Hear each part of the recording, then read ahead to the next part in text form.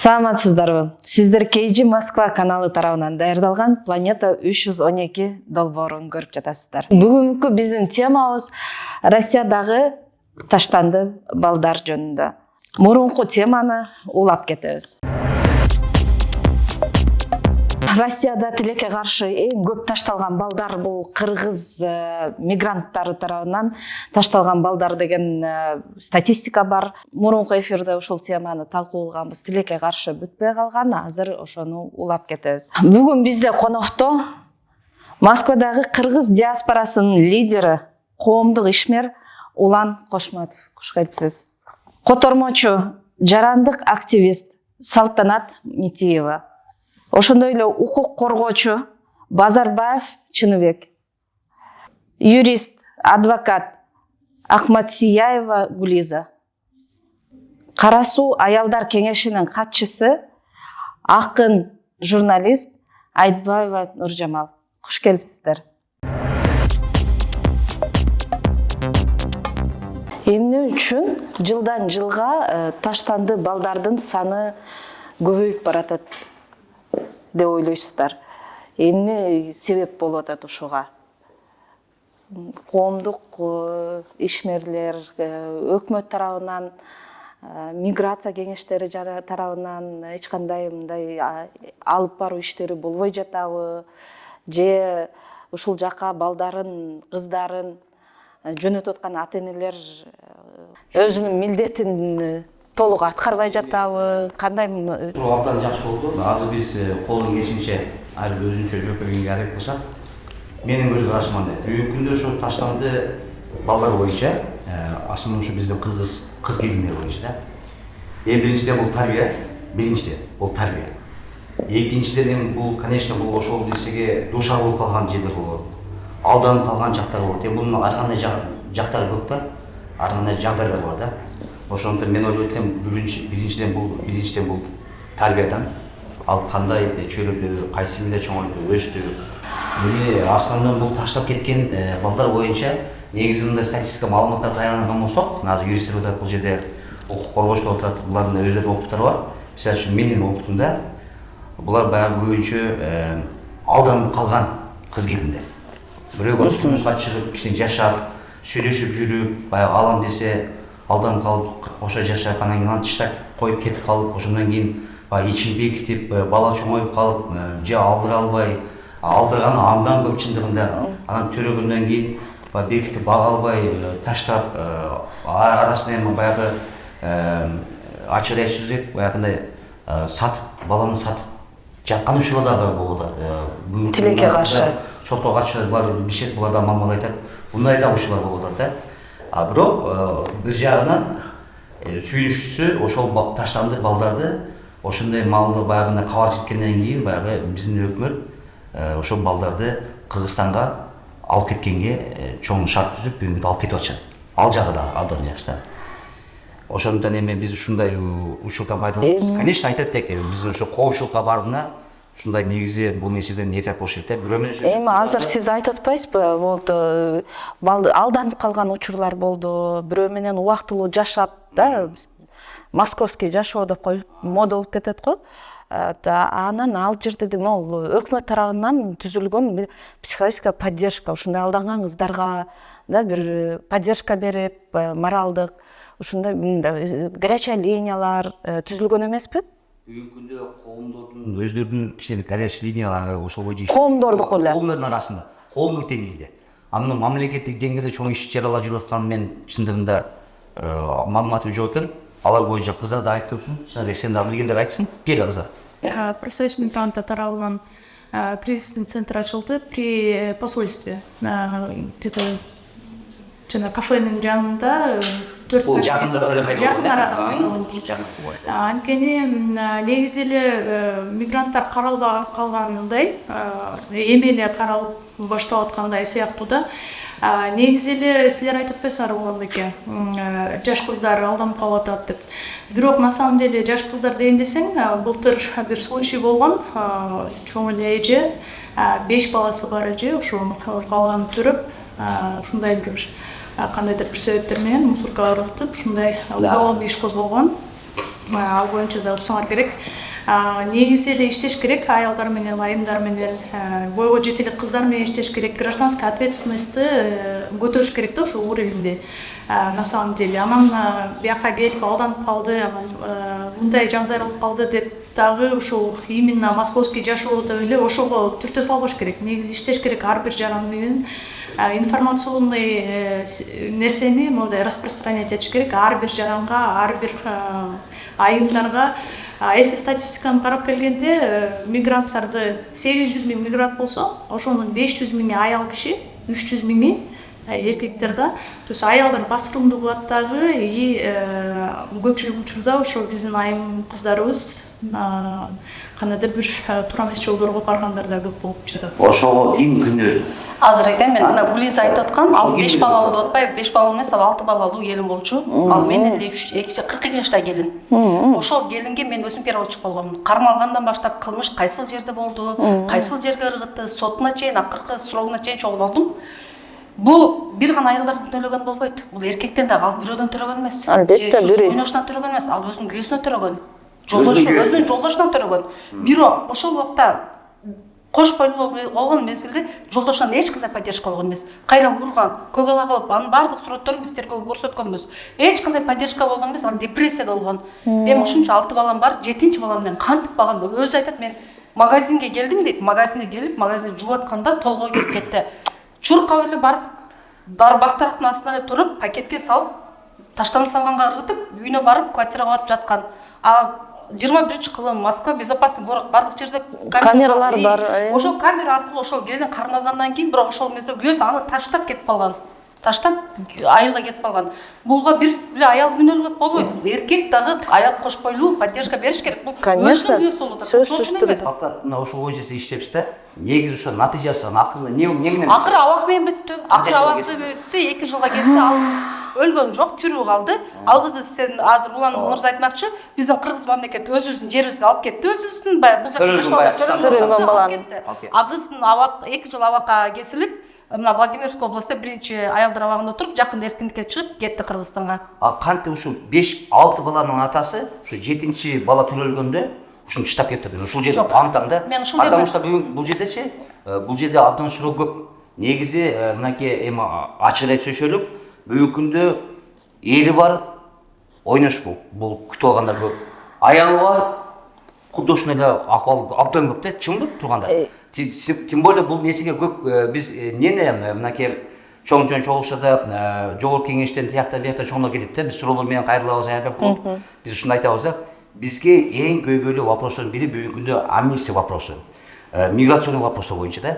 Азыр бүгүнкү күндө мындай да, күйөөсү айылга кетип, кайта келбей калган аял беталып кеткен. Аялы тояшка кетип, өлүм жеткин кетип, аяк кетип, алыс аяк алып кеткен да ушунда. 1-2 ай, 3 ай баягы аралык алыстагандан кийин эми ушундай болуп кетти, нарушение башталып кеткен да. Мен ойлоймун, көбүнчө ошол нерселер пайда болот да бул нерселерчи. Анан кантип эле 6 баланын атасы 7-чи баласы. Эми бул ушул нерсе кайтадан айтып коеюн, 7-чи баласы төлөлдү да, ушундай болуп калат да. Бунун жагдайлары абдан көп. Жагдайлары көп. Анан бул бир эле мисал да. Анан мондой жашы өткөн, токтолуп калган аялдар таштап кеткендер, булар чанда кездешчү. Көпчүлүк учурда жаш кыздар таштап кетет да. Бул чанда кездешчү бир мисал болду. Таштап кетти. Таштап кетсе, ошо төрөт үйүнө таштап кетти. Аны буламыз айтмача Кыргызстанга алып кетип атат өзү мамлекет. Өлтүрүп койгондорчу. Төрөт өлтүрүп койгондор. Мен мисалы үчүн бир мисалды айтайын. Мына метро Рязанский проспектте мындан 2 жыл мурда. Кыз түнкү саат 2:30-3-тө мен анда өзүм котормош болгом. Түнкү саат 2:3-тө кадимгидей толгоз келген. Толгоз келип төрөп, ваннага айтып берип атат. Ваннага 20-25 сантиметр сууну солтуруп, баланы артынан койдум да, тунчуктуруп турдум өлгүчө дейт. Анан алып кара пакетке салып, эртесүнү таштандыга ыргытты. Ал да кармалып азыркы убакта абакта отурат. Бала өлгөн. Бала өлгөн, жаш бала өлгөн. Аны эртеси баягы бомждар таап алгандагы. Анан камера бар бардык жерден эле. Ал кыз таштаган бар, кыз кармалган. Балдар үйүнө таштап келсе, бул таштап кетти дейсиң, тирүү калып атат. Өлтүрүп кой атышпайбы? Антип 106 беренде мен кармалгандар көп, өзүнүн баласын өзү өлтүрүп коюп. Ошол эмнеден келип чыгып атат? Кандай бул проблема болуп атпайбы? эта проблема не исчезает, а наоборот көбөйүп баратат. Билимсиздикти кантип биз эмеңсак болот? Алдануу да, бул алдануу кыздар эмне үчүн билбейм. Эркекте дагы жоопкерчилик бар, бирок ошол баягы мени зордуктады деп кээ бир кыздар мындай арыз жазганда деле мындай окуп турсак, каякта зордуктады? Мейманканада. А сени эркек насильно сүдүрүп алып кетпейт го. Өзүң каалооң менен барып атпайсыңбы ошол жакка? Бул аял кызга 40 үйдөн тыюу деп көбүнчө ушул нерсени маалымат бериш керек. Сен болуптур, боюңда болду, төрөдүңбү? Балдар үйүнө ташта жок дегенде, жок дегенде мына элчиликке, жок дегенде ком башкаларына билдир. Сага кандай моралдык жардам берет, моралдык, материалдык жардам берет. А сөз бар, өлтүрүп коюпчу бир жерде ыртып коюш шарт эмес. Ошол жөнүндө бул кеңирээк дагы мындай көбүрөөк иш-чара жүргүзүш керек го деп ойлойм мен. Коомдук деңгээлде бүгүнкү күндө колдон келишинче биз өткөзүп, аралашып, түшүндүрүштөр жүргүзүп атабыз. Салтанат айтмакчы, билимсиздик чындыгында абдан күчтүү биздечи. Абдан көп да. Анан бир жагынан, экинчи жагынан тарбия. Ошо коомго аралашпай жүргөндөр да ошол көпчүлүк ошондон да. Коомго аралашпайт, эч жака катышпайт, фондторго аралашпайт. Ошондой чоң жыйындарга келсем катышпайт. Эл менен аралашса, эл менен көрөт да, угат да бирдекелердичи. Мындай көрсө бул жаман турбайбы? Эртең уят болуп калабыз деп билет. Алар аралашпайт. Алар ойнойт, күлөт. Бүгүнкү күндө мынакей дагы ушунун аркасынан. Бүгүнкү күндө бизде жанагы ночной клубдар бар, вечерний клубдар. Биздин кыргыздын кафелери жашына болуп эле барасың, баргандан кийин уже кечте музыка башталгандан кийин ичип, 2-2-тен 3-төн болуп мушташып, чиштешип, 2-ден болуп ичип, андан кийин ошондон кийин жаман иштерге кабыл болушат да. Мына биз мурун көпчүлүк коомчулук ушул элчилик, эмин өкүлчүлүгү менен болуп кафелерде кыргызча болуш азыр ушулда токтоп калды. Негизи өзү ушундай бир чоң, идеялуу чоң жыйындар болуп турчу. Az жыйындар болбой, алар чоң жыйындарды кылып, ошол жерде сен мындай, комшуда мындай нарушение болуп атат. Нолар давай тыялык, но кыздар мындай болуп атат, но балдар мындай болуп атат. Машинада андан көп, бирин алдаган. Үй алып берем деп андан көп.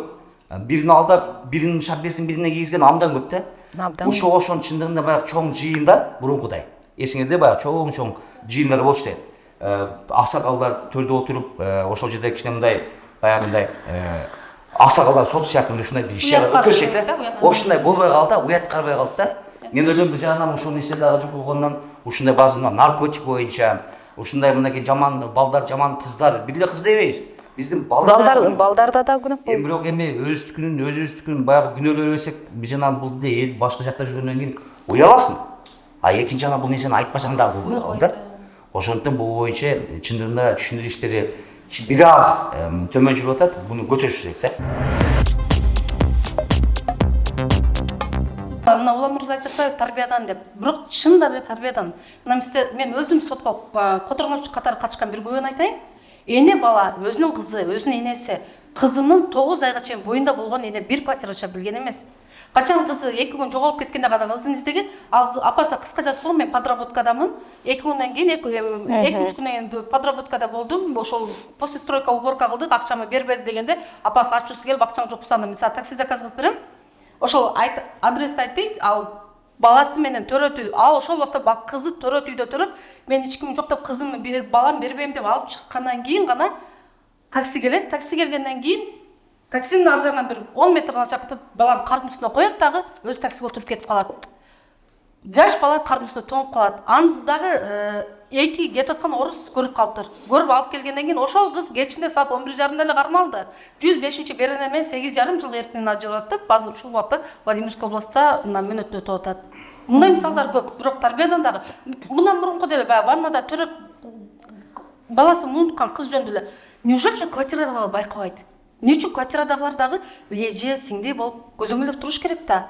Эми байкап, кандайдыр проблемасы болсо сурап, чакырып, мына өз айтмакчы кризис это действительно аял кишилер үчүн өтө керек. Айрыкча аялдар үчүн аябай керек. Негизи азыр Москва шаарында коомдордун алдында түзүлгөн аялдар кеңеши көп. Бирок ошо аялдар кеңеши иш алып барса да көбүрөөк.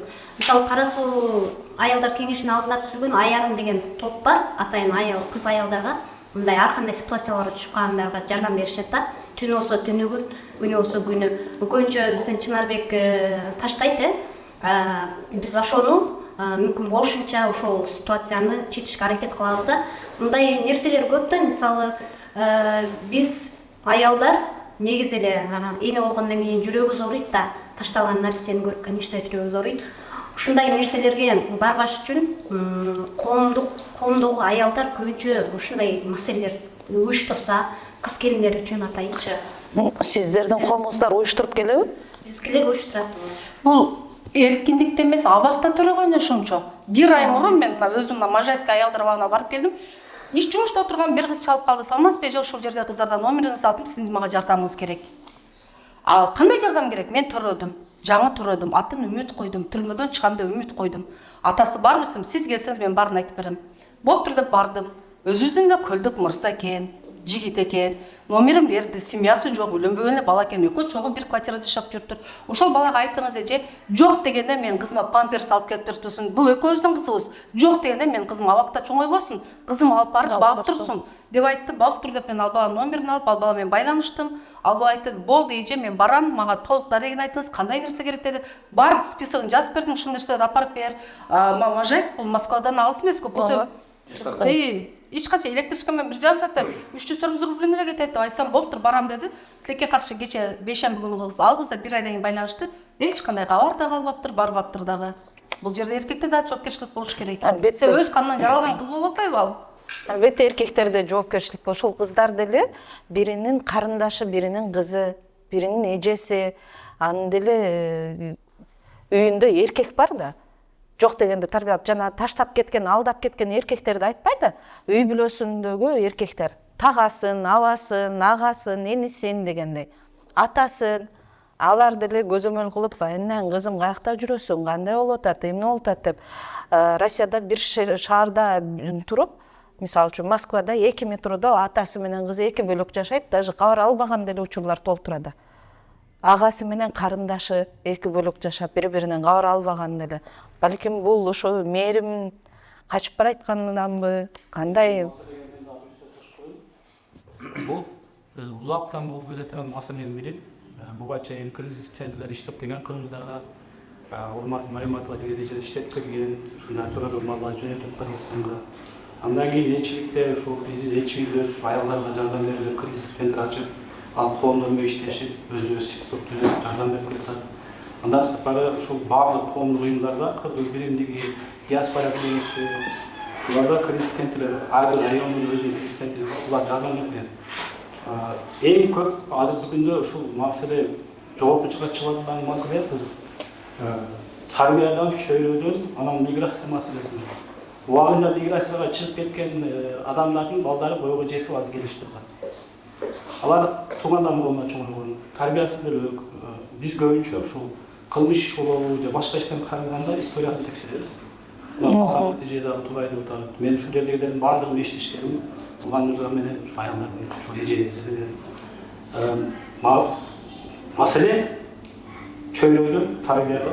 Анан кыргызда бир жакшы макал бар. Эркекти токсун кузат, аял ичинде жоксун. Акча маселеси. Мигранттын балдары ошондой өзүнүн ата-энелери ойлору башка жакта, балдарында эмес. Төрөп эле таштап кетип, төрөп эле өлтүрүп коюп эмес, төрөгөндөн кийин бул баланы бирөөгө берип койну, булар кылмыш экенин да билбейт экен да көбүчө. Бул баласын мен ушуну аябай бүгүн ушул нерсе жөнүндө бир кыз менен сүйлөшүп атсам, квартирада бирөө төрөп баласын жеңеме берди дейт. Бул деген кылмыш. Бул боюнча аябай резонанс болгон 2010-жылы чоң сот болгон. Бир кыз 98-жылкы жаш кыз боюнда болуп калып, ушул жерде эле жаш семья, жаш семья эмеспи, 35-40ка чыгып калган, бир бутуна туруп калган арфа менен иштеген жакшы семьяга баласын берет. Баласын берип туруп, алар 150 миң акча берет баланын ордуна. Мына сенин кемиңге, квартираңа баскан турганыңа деп. Бул баланы да бергенде жөн бербей, ошол келиндин паспорту менен төрөп, ошого бир уплот өткөрүп берет. Арадан 6 ай өткөндөн кийин энелик сезими ойгонуп кеттиби же бирөөнүн сөзүн астырылдыбы, барып баласын талаша баштайт. Сага кандай биз балабызды беребиз? Бала биздин атыбызда төрөлүп аткан болсо, бала биздин атыбызда дегенден кийин барып полицияга барып менин балам мурдап кетти деп жазат. Бул жерде баланы саткан дагы, сатып алган дагы камалды. Үйөсү дагы, аялы дагы, кыз дагы камалды. Булар ошон баланы да мен мындай көбүн эле көрөм, боюнда төргөндө буга бере коем. Бул деген кылмыш. Мунун мыйзам жолунда кылыш керек. Баланы бирөө берип койду, ал үйүм эмес. Ошондо кыргыздар, ошондо кыздарга көп айткым келет. Ошонун айнына камалгандар көп, баласын сата коюп, бере коюп, бул деген кылмыш. Темир тор коюп атат аягы. Эгер мыйзамды билип калса. Ушул меселе бизге, мисалы үчүн мен 2006-жылдан бери ушундай эңире жардам бериштерим да. Ушу көп болду, мага ушу күйдө жалап атылбастан ошол кызын сатам дегендерди биз жардам беришик квартирага жер ачтып берип өзү таанышкан көрчү. Анан айтабыз. Ушундай ирсе кийин болгону сатпа. Биз сени расчетный сөйлөп беребиз. Байыз анан эме жаным коомдор бар деп жардам берип келебиз. Аны ошолор кайра көйлөмөй жарашты, же малдарды таштаган жок, сатпаган. Бирок маселе эмне турат? Бул жерде себеп жумушсуздуктан, тарбиянын жоктугунан, көзөмөлдүн жоктугунан. Анан дагы бир маселе унутпаш керек. Биздин жигиттерде күнөө өтө чоң. Өтө чоң. Ошол кыздар эмес, жигиттер да болду. Анткени атасына, агасына көзөмөлдүү. Ошондой эле бул жактагы биздин фонд жетекчилерибиз элменен иштештен кетет. Ушул эле элчилик, өкүмчүлүк баардыгынын ичинде бар. Анткени кыз бала 40 жылдын түбүндө бекен айтылмайт. Ошол кызды жумуш менен камсыздаштырып келсе, ошол аялы, ошол карындашын эркектер арамына келген. Эмне үчүн эр бир биздин кыргыздарга кайталмайт? Эмне үчүн да Кавказдын вообще жогунда болсо дагы 2 жылда бир болот. А бизде күндө 10-20 болуп калат. Мисалы үчүн билингени канча, билбегени канча. Биз ошондой кыздарга жардам берип, мына көп жылдан бери көпчүлүгүн тааныбыз. Сиз айткандай, бирөөгө берип коюп, аз кайра келип балам алып берем. Анткени ошол адамдын паспорту менен төрөгөн өткөрбөштү. Бирок жылдар өтүп, 10 жыл өтүп, 15 жыл өтүп, алды 15 жыл өтүп, адам баласын үйдө алды. Келип кайрадан бизге кайтты. Убагында бизге тазган. Эптеп мен баламды каяка эмне кылсам депчи. Бирок ушул нерсе негизинен биздин эркектерде маселе. Алдап кеткен дагы, карабаган дагы. Анан биздин эркектер мына баардыгы эле коомдук биздин кыргыздар коом өнүктү дегенсин, биздин кыргыз коому пиар менен иштеп кандай интерген дечи. Мына мен сүйлөп атам, ушундай маселе көтөрүлүп жаткан дегенчи. Кайсыл жерден жүдөө көрсөңүз айтты, ошол жердин эркегине коюп айтты дейт негизи. Биздикилер кайра колдогон ордуна бирөө боюнда болсо, ону гасница сүйлөп жүрөт, мына монда отур. Колдогон ордуна кайра видеого чыгып, Издеваться этишет. таркатышат. Мисалы үчүн мен өзбек тилинен да котормочумун. Өзбекте баласын таштап кеткен жокпу? Ошончо. Өзбекти өлтүргөн жокпу? Ошончо. Алар бир да интернетке чыкпайт. Алар жаап жашырышат. А бизде болсо бирөө ыргытып койсо болду, аны видеого тартып, группаларга айтып, кайра биз жаманыбызды жашырып, жакшыбызды ашырганды билбей атабыз, акыркы убактачы. Кайра репосту бирине таркатышат. Мен ушул нерседе аябай ачуу келет. Кайра ошол кызга бар, моралдык жагдан жардам бер. Эгер азыр мына кече биздин квартирада эле мен ошону кече бирөө Facebook'та бирөөнүн постунун алдына комментарийда жаздым. Квартирада бирөө иши жок отурган, эми Кыргызстан жагын келип, анын Телеграмдан кирсе 2000 иш бар дептир. Чоң эле улуу байке экен дейт. Эй байке, кандай иш мен барайын десе, бир күн менен гостиница барасың деп. Бул жапайчылык, бул деген сыйлабагандык. Биздин өзүбүздүн кыргыздын кызы иши жок болот, кайра иш сен кылып бер. Кайра бир 5-10 сом акча менен ошо кыздарды тескери жолго бурбай. Эми бул жерде мен бир гана эркек күнөөлүү, бир гана аял эми эки тараптан тең күнөө бар. Ошону келип бар билимсиздик, тарбиянын жоктугу. Улан айтмакчы, ошо коом менен аралашпагандыктан, өзү менен өз жүрөктөгү коомдо эмне болуп атканы менин иши жок. Ушундай кылмыш кылсам боло берет экен деп ойлойт. Жаш кыздарда көп пилотпайбыз. Жакшы сөзгө алданышат да. Алданышат. Жакшы сөзгө алданышат. Көбүнчө эме болуп кетип атышат да, жеңилишке. Мисалы, жанын кыйнап кечке пол жугусу келбейт. Анан жаштарды мындай коомдук иштерге аралашкысы деле келбейт да. Аларды коомдук иштикке кел, мондой бир чогулуш болуп атат, или маселени көтөрөбүз десең жаштар келбейт да. Алар деген башка өздөрүнө азыр кызыктыра турган бир теманы ачып ошол менен алып келиш керек болот. Мындайда бизде калянталык тарбия маселеси бул ичинесинен калсынат. Эмне үчүн да сиздердин маалыңызда да, сиздердин кезиңизде болгон эмес. Анткени сиздер Советтер Союзунун кинофильмдерин, ошол Кыргызстан, Өзбекстан, Россия ошолор көрүп тарбиялык маанисин көргөнсүздөр да. Азыр биз эгемендүүлүк алгандан бери мындай чыгармалар почти жок. Бир мадениеттен төмөн. Анда телефонда жок. Азыр ошондой жок. Бизде коом модель аралашпаса, башка билимдүү деле кыздар, мисалы үчүн бизден келип сурайт да, диаспора кеңештин төрагасы Кыргызстан Россияга элчиси депчи. Эки диплом түшүнүк жок. Мына ушунда бизде тарбия мамлекеттик жанагы биздин ошондой эле чыгармачыл адамдар, биздин залкар инсандарыбыз буга чейин кандай чыгармалар жазган эмес. Тарбиядан көп нерсе, тарбиядан мен бул нерсе жөнүндө да Facebook'ка жазып чыккам, мына 2 жыл мурун ким окуса окугандыр. 2007-жылкы бала, ошондо 14 жашар, 14-15 жашар бала болчу. Кыргызстанда жүргөн, бул жакта ата-энеси алып келген Люберсиде. Ошол бала кечке кино көрүп отуруп, жаман кинолор көрүп да, баягы мээсине калыптанып калат да, баягы Бала бабушканы зорлуктап атпайбы? Арам 78-ге чыккан бабушканы зорлуктап атат. Мен ошонун сотуна болуп, бир 14 жашар бала кичине киши салып койсо, кичинекей баланы көрүп таң калганмын. Эмне кылмыш кылды экен эми? Мындай жаш жетелек балдар оор кылмыш кылбаса отургузбайт да. Педагог кирди, атасы кирди, анан кийин артымда бей сен бааз статьясын көрүп таң калдым да. А көрсө жабырканысы арам баскан кемпир экен.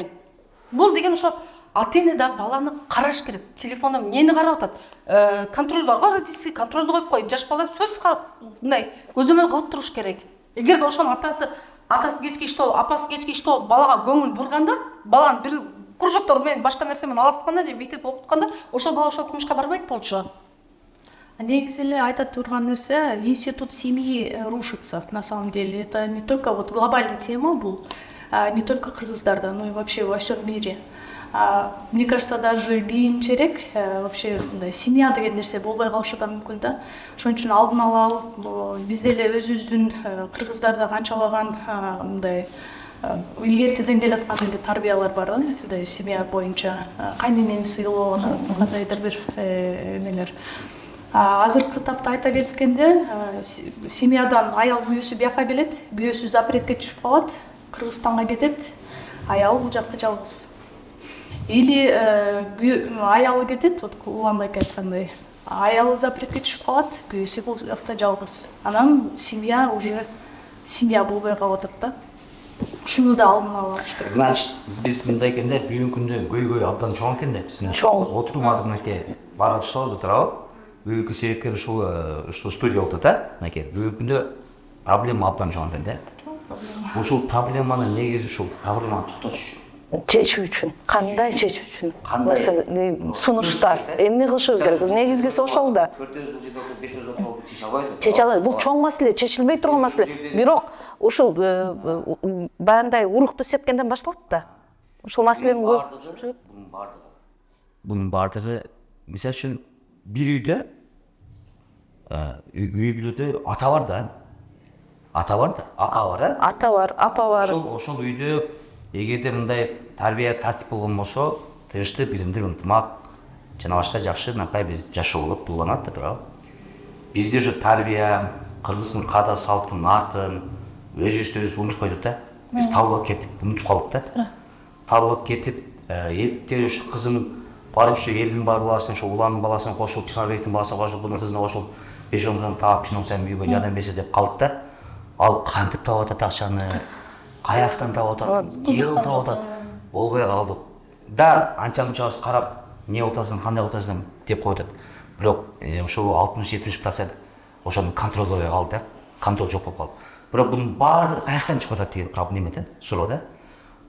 Эми Кудай сактасын, бүгүнкү күндө эми кыргыз өлкөбүз да өнүксүн, өссүн, келечеги кең болсун, ушул кыргыз элине, жерибизге салым кошолук. Мынакей канча жыл эмес ушул жакта жүрөбүз, отукташып калдык. Да, ар ким өзүнүн проблемасын чечиш керек деп атсак, ушу көпчүлүк чогулуп проблеманы чечип, ушу мамлекеттик жардам берет деп аракет кылабыз.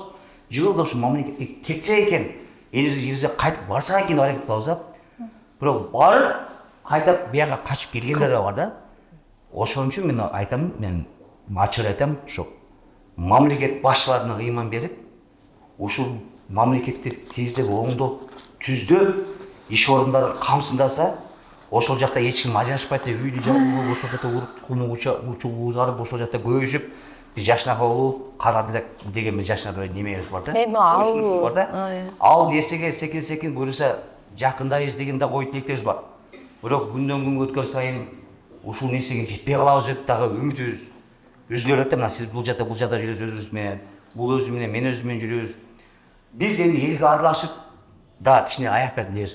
А элге аралашпай, маалыматты билбей, элчи эмне экенин, коопчулук эме экенин, азыр мисалы үчүн азыр жогоруда айтып кетти го, кыргыз диаспорасынын өкүлү ким, элчинин өкүлү ким билбей калышкан депчи.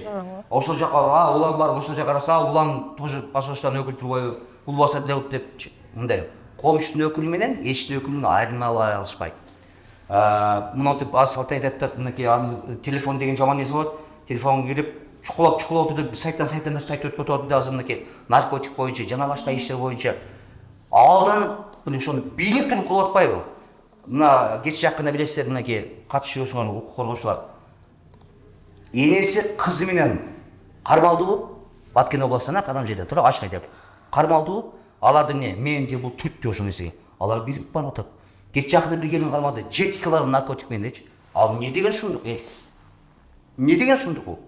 Биз аны биз экөөбүз же сен үчөөбүз биз түртүп аткан жокпуз алга барды депчи. Ооба да. Ошону караш керек, окуш керек, билип атат. Айтып билишет аныч конкреттечи. Ал жерде за шагом инструкциялар бар. Туурабы үйрөтөт анычы. Биринчи, экинчи класс мынча төлөйбүз депчи, билип туруп, сону турбай, билинбей турбай деп ошол нерсе барып калат.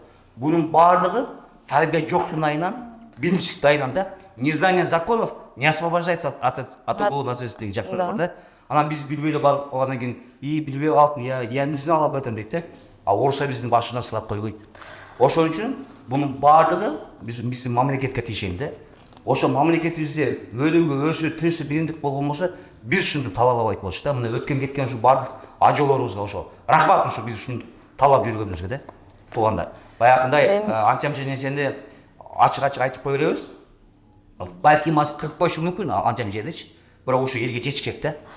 Туурабы? Туура. Бирок эми биз азыр өкмөттү күнөөлөп эле анан кийин ушул колго алганда качан жакшы болгондо деп отура берсек, күндөн күнгө мондой жагымсыз көрүнүштөр көбөйүп баратат да. А биз өзүбүз как жаран катары дагы, адам катары дагы биз өзүбүздүн кандай кошумчабызды кошсок болот, эмне кылсак болот, кандай мындан чыга турган. Силер айтып атасыздар, современный жашоо депчи, 21 век, баягыда информация, көбүнчө информация. Адамдар ошо телефонду карап, мына Салтанат эже айткандай, телефонду карап тарбия алып калышкан. Даже кичинекей төрөлгөн балдар телефон кармап атышат. Бизден жакшы билет телефонду. Ошол информацияны туура багытка, туура информацияларды таратыш керек, биринчи кадам. Анан кийин ошо биз деген ошо туура информация менен воспитание кылышыбыз керек да. Ар бир адам өзүнө ответственность алып жүрүш керек. Жоопкерчилик деген нерсени киргизиш керек. Бул да чечилбей турган маселе бир чогулуш менен.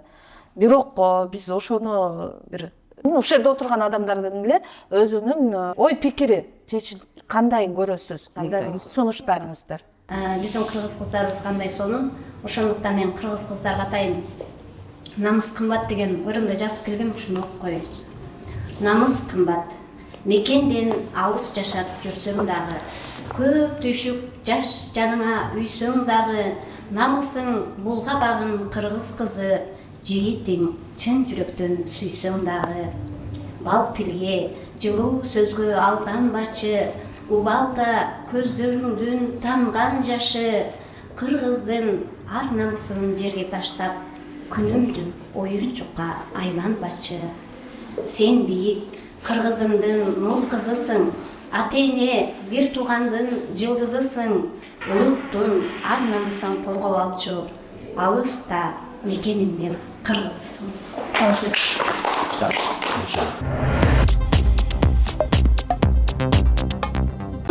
Ошо жокчулукту акчасы жетпегенде ошондун алдынан анда сырткары бизде окшундун маселе буга чейин көп жылдан бери тийгизип жүргөн башка улут менен жүргөн кыздар чындыгында төлөгөндө мына ошолорду таштап кетет. Мына ошолордун алдын алыш үчүн ушул аялдар кеңеши, ошону менен жалпы диаспора өкүлчүлүк элчилик менен биргеликте иш алып барыш керек. Эми ушул эле чогулуш менен бүтпөсө керек, дагы чоң жыйналыштар болот. Максат ушундай терс көрүнүштөрдү жоюш керек. Мамамыздар айтмакчы, биз ушул эртең кеч Кыргызстанга кетебиз. Биздин улутту сактаган бул биздин аялдар, кыз келиндер. Мен биринчи апаңерге айтмакмын, балдарына, кыздарына билим бергиле.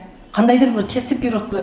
Мисалы үчүн мына жерде мигранттардын баары жаман эмес, бутуна туруп салондорчу иштеп, миллиондор таап аткан кыздар бар. Жап-жаш 20-25 жаштагы кыздар бар.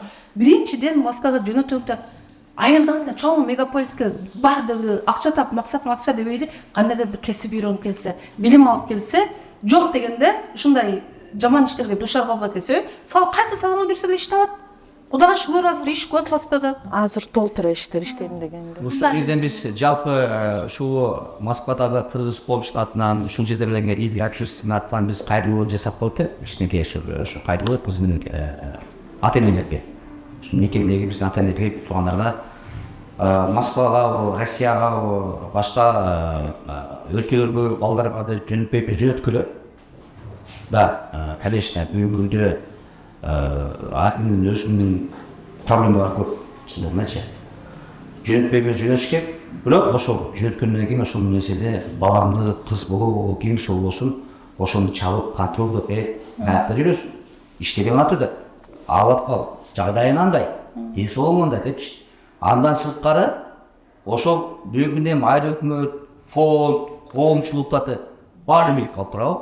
Мисалы үчүн Ошто болобу? Да, Чынарбек менен ошого мындай, ошо ата эне да ошо неме билишип үйрөнүшөт да, агасы болобу, иниси болобу. Мен мисалы үчүн ошо болгонсо, мен жалгата чүйдө болгонсо, менин колум бар. Ошо бир өз дайын деп айтып коеюн. Ала да контролдоп жүрсүң турабы? Гүлиза, сен да көп аралашып жүрөсүң. Салтанат, карындашым, эже, сиңдил, мынау кичине көз салып жүрчү. Бизге жакшы деп коет, сен да бир кичине көз салып жүр. Деп турабы? Туура. Ата энечи если мындай эмесе калоосу болсочу, любой жактан чыгып контролдо болсо болот да. Апрымыз турабы? Эми бизде баягы элине көбүрөөк коомчулук жүргөн үчүн биз алып жолдо билип калдык да. Ошон үчүн ушул жерде кайрылып жасайбыз. Урматтуу ата энелер, урматтуу бир туугандар, мекелештер. Ошол чет өлкөгө, ошо бир туугандар жүргөндө чалып контролдоп, андан сырткары ошо айылдык тиги коомчулуктун немесинин негизинде же болбосо фонддор алып, чоң коомдор кайрылсам, аларга да айтып дайда, менин кызым бар эле ушул жерде, балам бар эле, ушундай көз салып жүргүлө.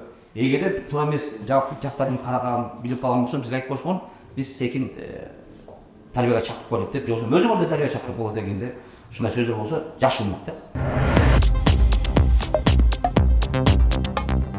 Мамлекеттик деңгээлде миграцияны токтотсоң десе. Азыр мен айтсам, айгатта улам кошмат эртең мен кызыма мен үй бүлөмө, эмне бул акча үчүн акча бербейм дейт. Мисалы үчүн Салтанат жашоосун болгон мен Гүлзан жашоосу орда. Ооба. Мен жашоосун мен мунун орда болуп атпайбы. Азыр бардык бул жакырчылык жөнүндө дейбиз. Жакырчылык дагы деп бар Кыргызстанда. Толтура. Ошого билимсиздик каяктан?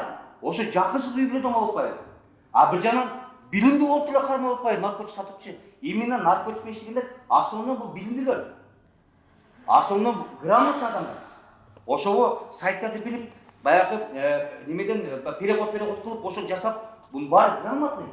Орус тилди билгендер ошол нерсени кылып атат. Бул жагында бар да. Бирок бунун баардыгы миграцияны токтотуш керек. Бунун баардыгы ошо Кыргызстандан тарбиялануш керек. Биздин наркыбыз, улуттук деңгээлде салтыбыз баардыгы өтүп, сыйлабай калдык аксакалдарды. Эжебиз да, бул агабыз да, бул инибиз да мындай чоңго урматтуу, улууга урмат, кичиге зыйнат деген жок болду. Кыргыздын салты, наркы жоголду. Мен ойлойм, ушул ар бирибиз өзүбүздүн үй бүлөбүздөн баштасак, ар бирибиз өзүбүздүн тууган уругубуздан, өзүбүздүн тааныш билишибизден баштап, ар кимибиз өзүбүздүн ошолорго жеткизе билсек, коомго баарына жеткизе биле алабыз го деген. Бардыгыңыздарга келип бергениңизге чоң ыраазычылык билдиребиз. Рахмат. Албетте бул көйгөй бир эфирде бүтүп калбайт. Буюрса бардыгыбыз өзүбүздүн салымыбызды кошобуз деп жана бул маселелер күндөн күнгө азаят деп ниет кылабыз. Сиздер KG Москва каналы тарабынан даярдалган Планета 312 долбоорун көрдүңүздөр. Комментарийге өзүңүздөрдүн ой пикирлериңиздерди жазып кетиңиздер. Тууган урук, тааныш билиштериңиздер менен бөлүшүп, катталып, кийинки эфирде жолукканча сак саламатта болуңуздар.